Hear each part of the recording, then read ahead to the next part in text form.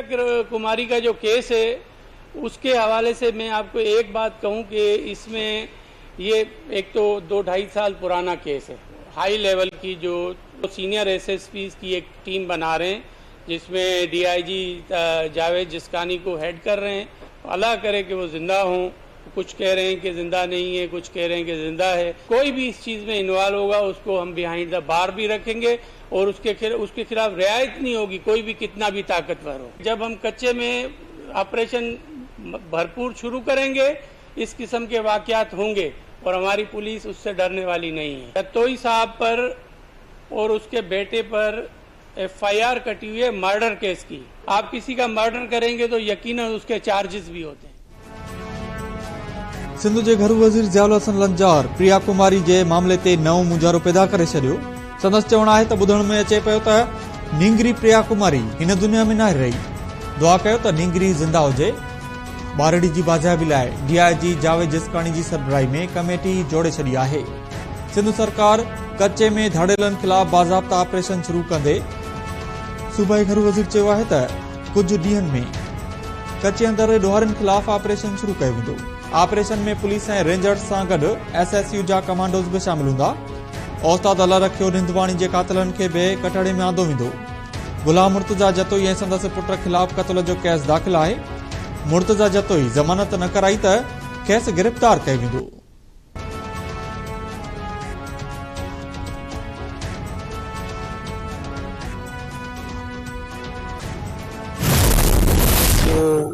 जेकाबाद थियो, घुटकी थियो, सखर थियो, शिकारपुर थियो, इन्हनि ज़िलनि जे हवाले सां बिल्कुलु सही आहे। हालात पहिरीं ख़राब हुआ, वरी जेकी केयरटेकर सिट पाई 6 महीना उन में का बेहतरी न आई। उन वक़्त में सिचुएशन अञा ख़राब था। बिल्कुलु सही चयो त हिन जी हिकिड़ी वॾी जड़ आहे क़बाइली जहिड़ा जेके हलनि था पिया। उनजी वजह सां हथियार तमामु घणो हिते अची वियो आहे। हथियार वरी बि हितां को ठहंदो कोन्हे, ज़रूरु ॿियनि पासनि खां हिते अचे थो, हेसि ताईं पहुचे थो। Police, rangers, civil arm forces ऐं फौज की मदद से इंशाअल्लाह ताला कोशिश कंदासीं तो जल्द से जल्द हिते अमन अमान बहाल थे। इसको जड़ से उखाड़ना होगा और उस पर हम काम कर रहे हैं। वडे वजीर मुराद अली शाह सिंध में अमन अमान की खराब सूरत हाल जो जिम्मेवार कबायली तकरारन के करार दे छो। कंदरकोट में मीडिया से ॻाल्हाईंदे वडे वजीर चयो त कश्मोर, घोटकी, जेकाबाद ऐं सखर में बदमनी जो सबब कबायली जड़ा आहिनि। कबायली तकरारन के खत्म करण लाइ मकामी सरदारन खां मदद वरती वेंदी। निगरान हुकूमत जे दौर में कच्चे वारे इलाइक़नि में हालतूं वधीक ख़राब थियूं। जल्द पुलिस, रेंजर्स ऐं फौज जी मदद सां अमन अमान कायम कंदासीं। गुज़िरियल हुकूमत में वफ़ाक़ी हुकूमत मिलिट्री हथियारनि जी दरख़्वास्त कई हुई। हाणे बि वफ़ाक़ खे मिलिट्री हथियारनि जी दरख़्वास्त कंदासीं। समझ में न पियो अचे त ॾोहारियुनि वटि जदीद हथियार किथां अचनि पिया। को बि मोटरवे बंदि न पियो थिए।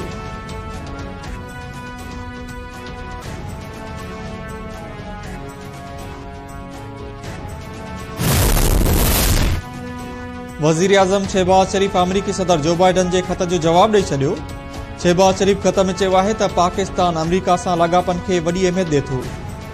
बई मुल्क मुख़्तलिफ़ शोबन में गॾिजी कम करे रहा आहिनि। पाकिस्तान अमरीका से आलमी अमन लाइ गॾिजी कम करण जो ख़्वाहिशमंद आहे। हिते जी तरक्की ऐं खुशहाली लाइ अमरीका से गॾिजी कम करण चाहियूं था। बई मुल्क मुख़्तलिफ़ शोबन में अहम कदमन ते गॾिजी कम कनि पिया। बिनी मुल्कनि में तवानाई शोबे ऐं ग्रीन अलायंस कदमन में सहकार सुठो सवणो आहे।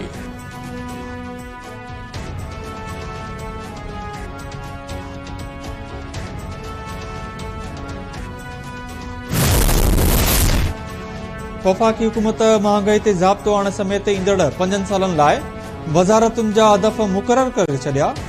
पीआई जी निजकारी एफबीआर जे डिजिटलाइज़ेशन, कर्ज़नि जो भार घटाइण ऐं मुल्क में जदीद टेक्नोलॉजी जो निज़ाम आणण समेत अहम टास्क वफ़ाक़ी वज़ीरनि हवाले। इतलात वारे वज़ीर अता तारड़ चयो आहे त वज़ीर आज़म समूरनि वज़ीरनि खे IMF जा हदफ़ पूरा करण जी हिदायत कई आहे। वज़ीरनि खे बाक़ाइदा दस्तावेज़ ॾिना विया आहिनि त उन्हनि खे छा करणो आहे। वज़ीरनि जी कारकर्दगी जो माहवार जाइज़ो वरितो वेंदो। पाकिस्तान में जेतिरा बि कानून ठहियल आहिनि उन्हनि जो हिकु पोर्टल बि ठाहियो वेंदो।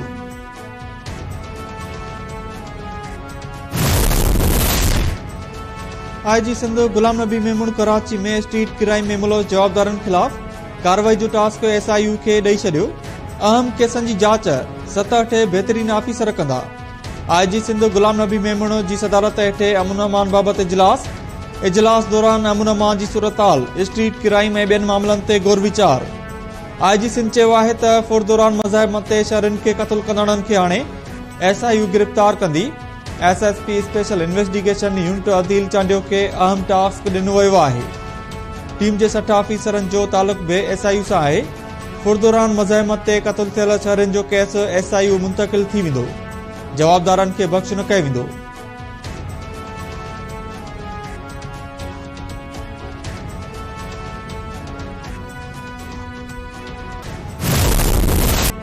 सिंध जे मुख़्तलिफ़ इलाइक़नि में पुलिस ते हमला, 2 हलकार शहीद, 5 ज़ख़्मी। कादिरपुर वेझो हथियारबंदनि फायरिंग करे पुलिस जमादार गुलाम नबी सेतो खे क़त्ल करे छॾियो। बिरिया रोड वेझो हथियारबंदनि जी फायरिंग में पुलिस हलकार शहीद। पक्का चांग लिंक रोड ते हथियारबंदनि ASI नूर अहमद लाचारी खे गोलियूं हणी क़त्ल कयो। खानपुर वेझो राति देर सां इंडस हाईवे ते धाड़ेलनि जो पुलिस जे गश्ती मोबाइल ते रॉकेट लॉन्चर सां हमलो, 5 हलकार ज़ख़्मी। हलकारनि में यूसुफ पठान, वहीद अली जखरो, मोहसिन अलवी, इफ्तिखार कलोड़ो ऐं मोबाइल ड्राइवर जिनसार अली मेमून शामिल।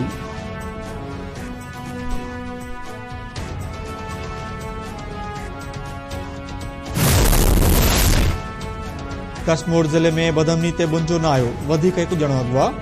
गुडू भरिसां हथियारबंदनि 4 सालनि जे ॿाड़े खे मुबैना तौरु अगवा कयो। वारसनि जो चवणु आहे त ॿाड़े जे अगवा ख़िलाफ़ RD 17 वटि एहतिजाजी मुज़ाहिरो कयो। नींगर खे बाज़ियाब कराइण जी घुर। पीपल्स पार्टी पारां क़ाइदे अवाम शहीद ज़ुल्फ़िकार अली भुट्टो जी शहादत वारे ॾियारे 4 अप्रैल ते सिंध जे ज़िले ऐं तालुके हेडक्वार्टर्स में क़ुरान ख़्वानी ऐं तक़रीबुनि जो ऐलान। PP सिंध जे सदर निसार खोड़े चयो आहे त 4 अप्रैल ते सिंध जे ज़िले ऐं तालुके हेडक्वार्टर्स में क़ुरान ख़्वानी ऐं दुआ जूं तक़रीबूं मुनक़िद थींदियूं। 4 अप्रैल ते शहीद ज़ुल्फ़िकार अली भुट्टो खे भेटा पेश कई वेंदी। वरसी जो जलसो रमज़ान शरीफ़ सबबि 14 अप्रैल ते थींदो।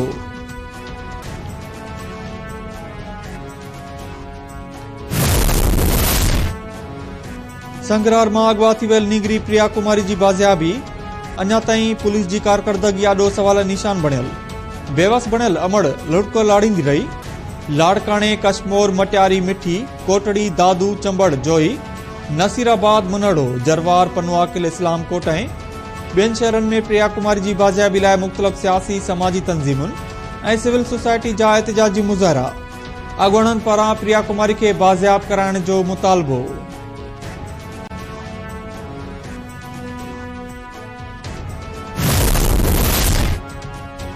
कानपुर पुलिस पारां मुगवी खे मुक़ाबले में बाज़ियाब कराइण जी दावा। मुगवी जे राजूणी ज़रिए बाज़ियाबी जा विचो बोल।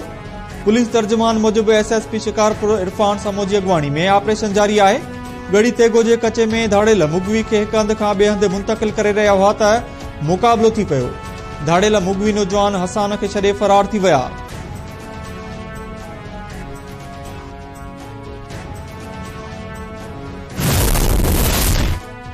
मलीर जे इलाइक़े पोर्ट कासिम जो लाइन मां ख़राब तेल कढण दौरान साह ॿूचाइजण सबबि 2 पोरियत फोत, हिकु बेहोश फोत थी वियल पोरियतनि जा लाश ऐं बेहोश थियल खे इस्पताल मुंतक़िल कयो वियो।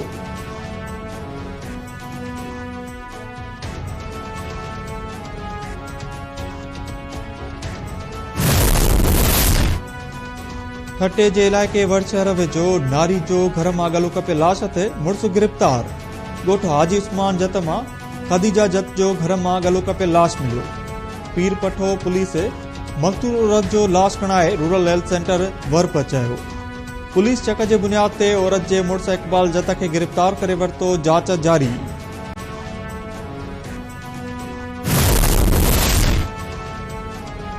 ठुल में 6 महीना अॻु जुड़तू पुलिस मुक़ाबले में मारिजी वियल। ठुलवासी नौजवान सदाम हुसैन लाचारी जे खून जो जरगो। इल्ज़ाम ठाहियल धुर ते 2 करोड़ 20 लख रुपया दंड मुक़रर। कराची में ज़ुल्फ़िकार सर्की जी राशगाह ते जरगो थियो। अॻूणे SHO नबी बख़्श उॾाणी, गुलाम नबी बिजाराणी ऐं 5 पुलिस हलकारनि ते खून साबित थियण ते 2 करोड़ 20 लख रुपया दंड मुक़रर कयो वियो। मक़तूल नौजवान जे वारसनि 30 लाख रुपया बख़्श करे छॾिया।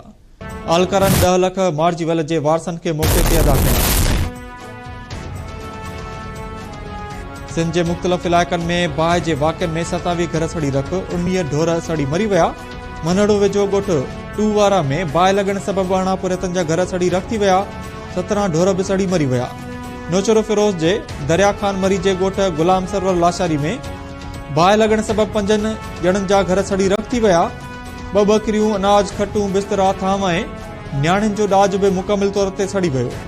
ठारू छाल ॻोठ कुंभ सोलंगी में पुरियत मोहब्बत सोलंगी जे कखाउनि घरनि खे बाहि लॻण सबबि समूरो सामान सड़ी रखियो। जुडे जी रियाज़ कॉलोनी में बाहि लॻण जे नतीजे में मंगणार बिरादरी सां ताल्लुक़ रखंदड़ 2 पुरियतनि जा घर सड़ी रख थी विया। मुतासिर बेयारो मददगार वेठल। सिंध जे मुख़्तलिफ़ शहरनि में IBA टेस्ट पास उम्मीदवारनि जा धाराधार एहतिजाजी मुज़ाहिरा। सखर, मीरपुर, माथेलो, टंडो, बागो, कुनरी, मोरो ऐं ॿियनि शहरनि में IBA टेस्ट पास उम्मीदवारनि मुज़ाहिरा कया। एहतिजाज कंदड़नि जो चवणो त जेसीं ताईं ऑफर ऑर्डर्स न मिलंदा तेसीं ताईं एहतिजाज जो सिलसिलो जारी रखियो वेंदो। शाहीन आफिदी आउट।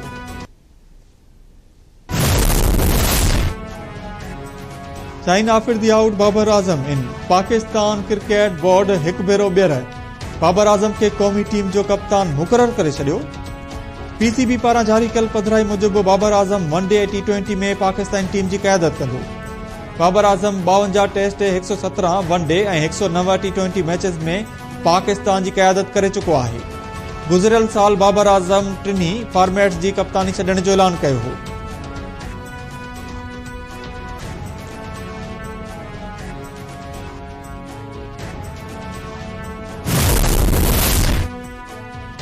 ऐं पाकिस्तान समेत सॼी दुनिया में मसीह बिरादरी अॼु ईस्टर जो त्योहार मल्हाए रही आहे। वेटिकन सिटी में मरकज़ी तक़रीब, ॾिया रोशन, पोप फ्रांसिस जी शिरकत, मुल्क जे मुख़्तलिफ़ गिरजाघरनि में ख़ासि इबादतूं ऐं दुआऊं तक़रीबूं। पोप फ्रांसिस ईस्टर जे पैगाम चयो आहे त हू अपील थो करे त गज़ा में बिना देर जंगबंदी कई वञे।